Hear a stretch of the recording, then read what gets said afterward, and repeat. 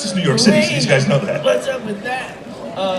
What's up with that? Steven Spielberg signed a poster for me in 1987 or 8. And the Goonies came out in 1985, I think, summer of '85. And it said, and it was the poster that was not the main poster that everybody knew. Do you guys remember the poster of the kids hanging off of each other from the stalactite? That was the one that they went with because it was fun and it was a big kid summer blockbuster type idea. But one of the other posters, I don't know if you've seen it. It's like the map. It's like a cutout of the treasure map, and there's a silhouetted mountain, and all of the kids are kind of on the side of the mountain, pointing out at the ship in silhouette, and like that rock that he uses with the balloon thing, and it's so emotional. It's a very dramatic poster, and that's the one he signed for me. And what he wrote on the poster was, "Sean, I just love that he knew my name. I'm still a Goonie. How about you?" Question mark.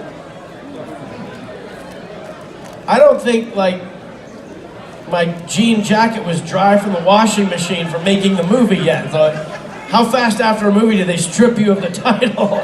Like, yes, Steven, I'm still a Goonie. So, but the point is, he was already talking at a very early stage about doing a sequel. And when a company, a studio, a network, or a company, when they pay someone to write a script, right? That money is owed back to them when the movie gets made. So if you pay for the development of a script or you bring in another writer like that, you end up accumulating a lot of money. So that's money that's owed against the movie. Does that make sense? Okay, so Goonies, I think they must have, I don't know the accurate number, but from conversations that I've had with lots of writers, like hot young writers of the moment over the last 34 years, I think they've probably fully paid for and developed at least 3, 4, 5 scripts, maybe more. So even if you paid those people the minimum Writers Guild of America contract agreement, like thing, I don't know what writers get, they're basically a couple $100,000 or something, but even if they only paid them that, you'd have $1 million or $2 million against the movie.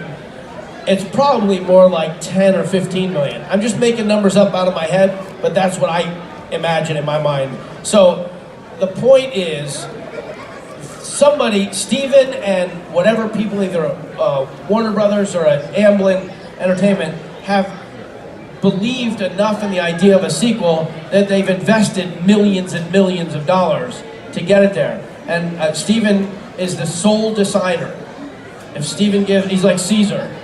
You know, if he gives his thumbs up, it's a sequel. His thumbs down, it's not a sequel. So who knows? Who knows? I know that Corey Feldman, who played Mouth, and here's what'll happen. Richard Donner, the director, will walk out of a restaurant and TMZ will have a video camera and say, "When are we doing a Goonies sequel?" And as he's getting in his car, he'll say, "We just agreed, it's happening this year." And the next 5 years, I'm answering questions about the sequel. You know, I know he wanted to do it as a Broadway musical. I always thought it'd be great, Goonies would be great as an animated series, you know, cartoon. That'd be cool, just follow the kids around. But Corey Feldman and I, at a certain point, had reached critical mass of answering this question, and we were like, let's us come up with the idea for the sequel. So he and I spent a couple weeks, you know, designing Goonies II story, and we went into Richard Donner and his team at his company, because if Dick likes it and gets it in shape, then he can take it to Steven, and Steven will give it a thumbs up or thumbs down. But reboots and sequels are really popular right now, more than any other time. But it has been. People have wanted this. It would definitely. So we pitched our story, Goonies II.